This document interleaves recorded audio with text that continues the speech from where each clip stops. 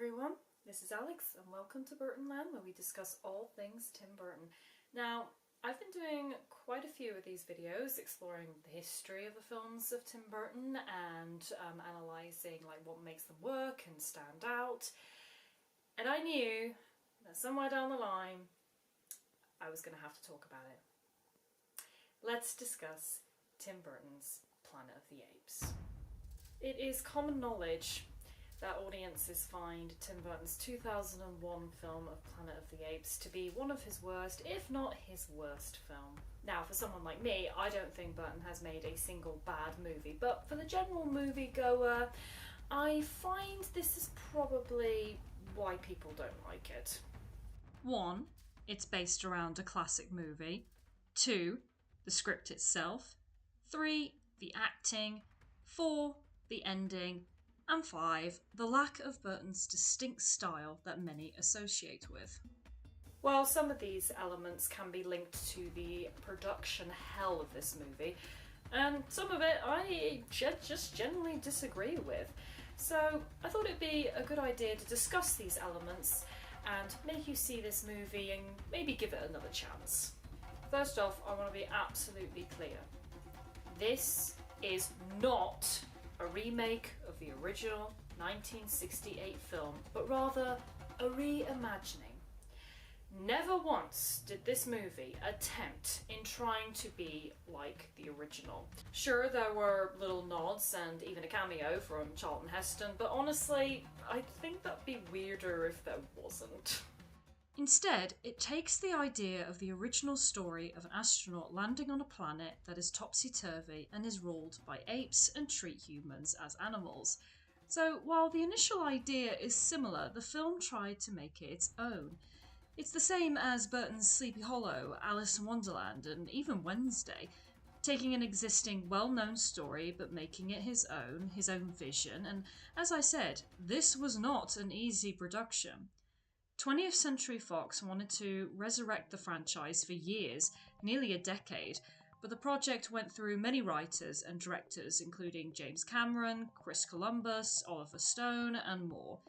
Finally, Tim Burton was signed on in 2000, but Fox was seemingly desperate to have their summer blockbuster, so the scheduling for Apes had changed.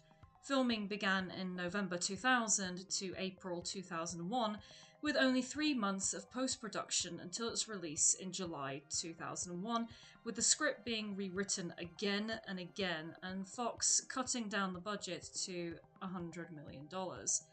Not to mention the fact that Burton was going through bereavement with the passing of his father that clearly had an effect due to their strained relationship, leading to his next film, Big Fish, in 2003. To be honest, the fact that this film was released by the deadline and how it turned out, it's kind of a miracle. It reminds me of a lot of the production for Batman, with the studio and producers butting in, and if there's one thing we can agree on is Burton is not a director to be controlled, as the film's lead, Mark Wahlberg, stated. They had a release date before he had shot a foot of the film. They were pushing him in the wrong direction. You have got to let Tim do his thing. I think it's a testament to the perseverance and determination Burton has, and not something I think people recognise as a director. He's very good at dealing with budgets. It helps that his movies vary from low budget to higher throughout his career. During the production of Batman, he was somewhat pressured by the producers to spend, but it helped more with the production to still be responsible and keep under the radar, mostly by filming in England, while the Batmania was going on in America. Even nowadays, Burton agreed to cut down a significant amount of the original budget in order to get Beetlejuice in theatres. Looking at his most personal projects, such as Edward Scissorhands, Ed Wood, or Big Eyes, he was given a low budget and he works with it and clearly succeeds. Even with the tight deadline, cutting costs, and rewrites, there was one thing that Burton fought for, and thank God he did. The apes were to be created by makeup instead of CGI. Rick Baker, makeup design for films such as American Werewolf in London, Men in Black, and The Grinch, was brought on to design the makeup effects for the apes. Baker had previously worked with Burton for Ed Wood and even won an Oscar for his work of transforming Martin Landau into Bela Lugosi. The challenge was to make the apes distinctly unique, to explore the different personalities of different kinds of apes. It wasn't only the makeup, with the actors sat in the chair up to 4 hours, but how to behave. They even had an ape school to get into the body language and the mannerisms. For example, there are peaceful chimps, but there are a lot of those that are violent, exploring their unpredictable behaviours that real chimpanzees have.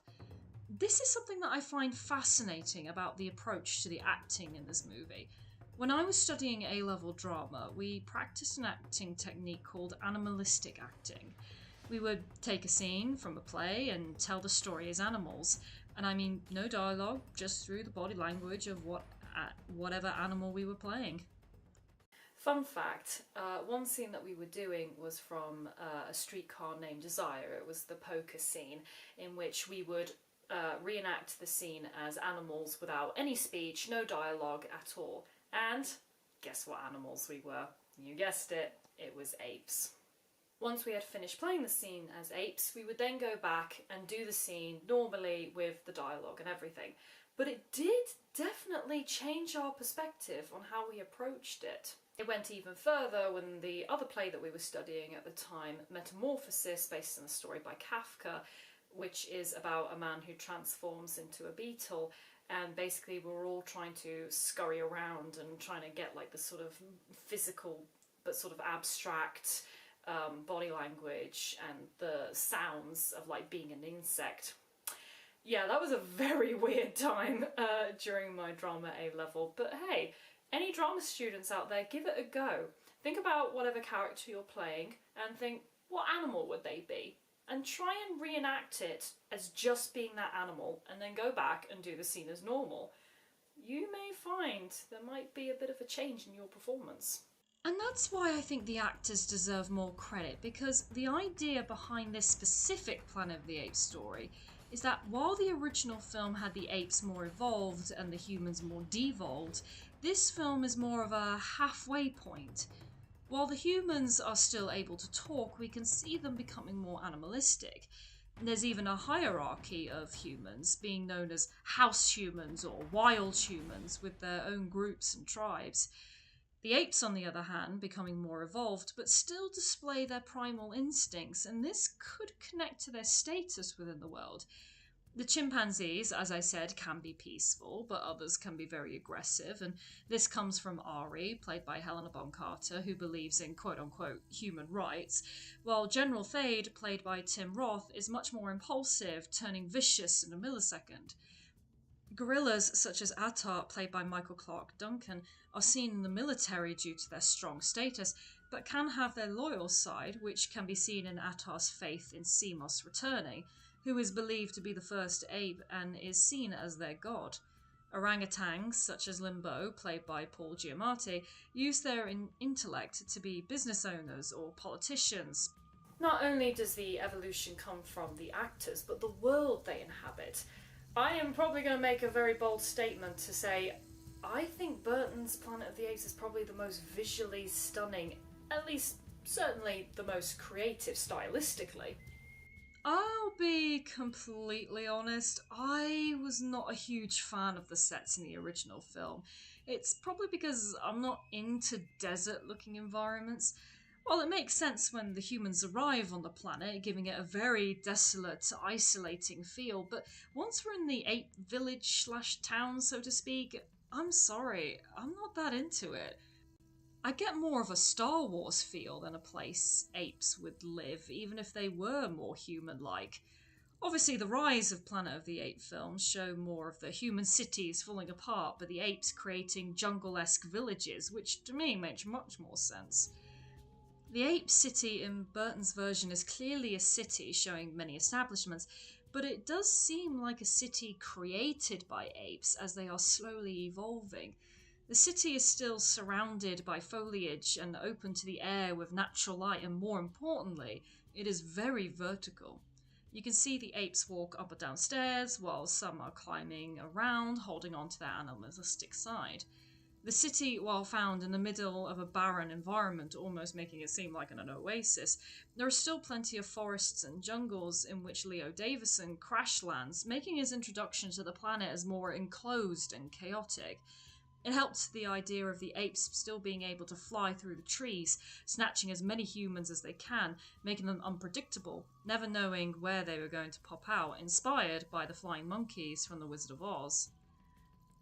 Now, there are plenty desert areas, which is known to the apes as Kalima, which is believed to be the holy temple of Semos, only to find out to be the Oberon, which was Leo's ship at the beginning of the film.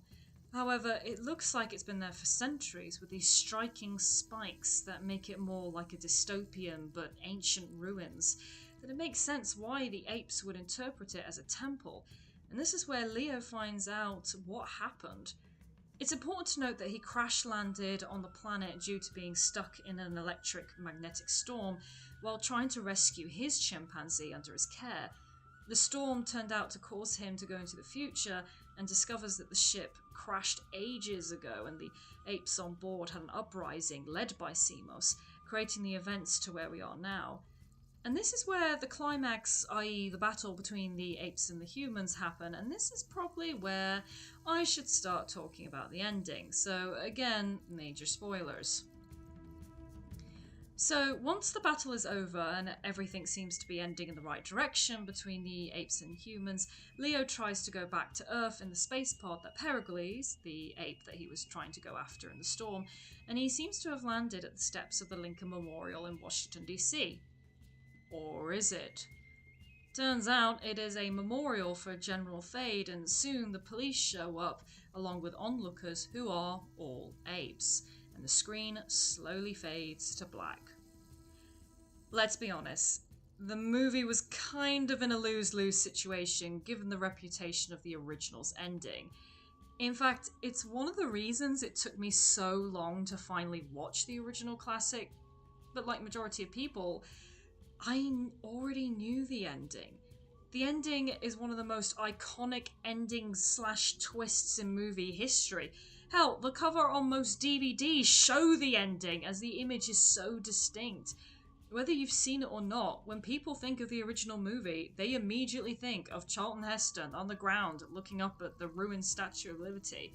So, with an ending as famous as that, how on earth are you going to come close to that in this new version, whether a reimagining or a remake?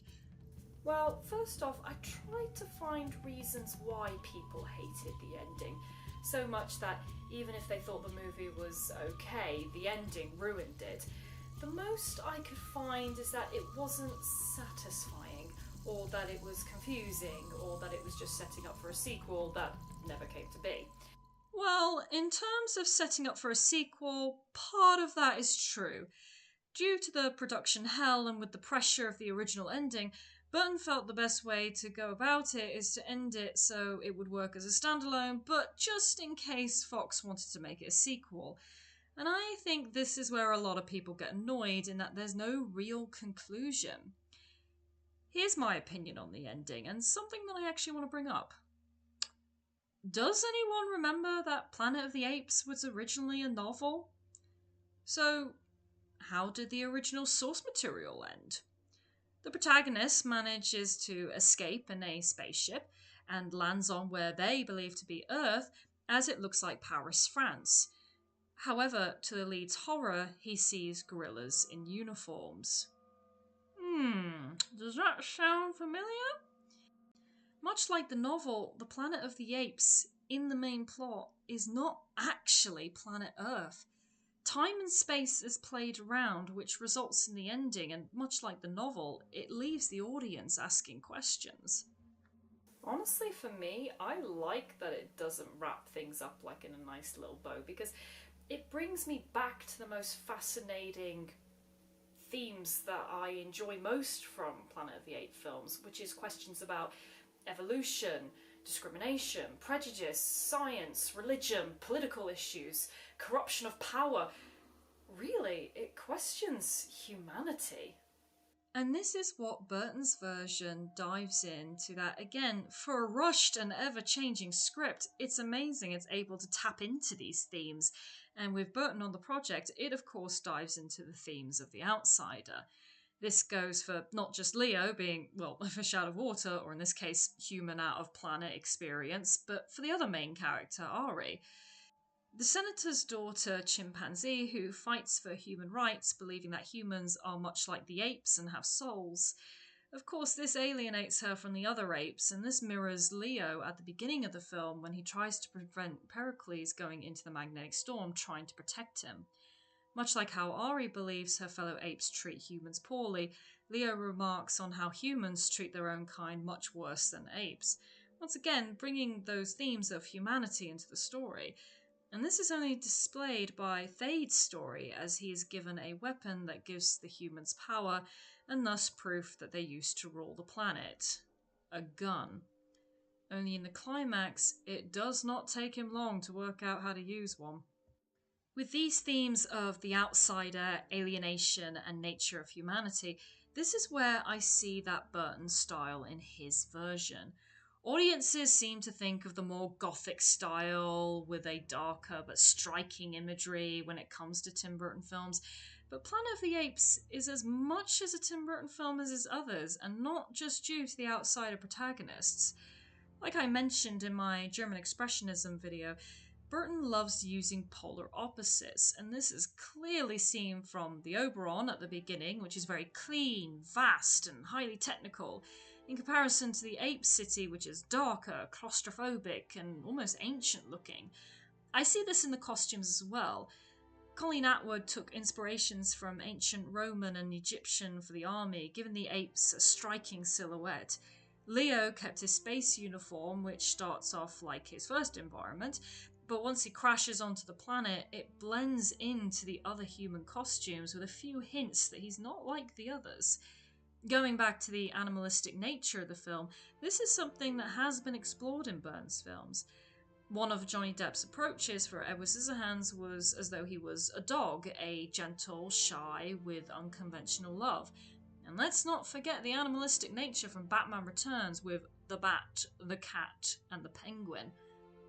From looking at the long development process, the production hell, the perseverance of the makeup, acting, visuals, and a look back to the original source material, but still focusing on being its own version, these are factors to consider when viewing Tim Burton's version of Planet of the Apes. Am I gonna act like this is among his best? No, but I still think it is a very good movie that deserves a bit more credit. I still see it as a worthy part of the Apes franchise, as well as a worthy part of Burton's filmography. Or at least, for Burton fans, this was the film where he met Helena Bonham Carter, so at least an unusual but special love story began along with their professional partnership. But maybe that's for another time. Hopefully you'll give this film a second chance, and maybe this time you might see something different. Thank you all for watching, and I hope to see you in Burtonland very soon. Take care.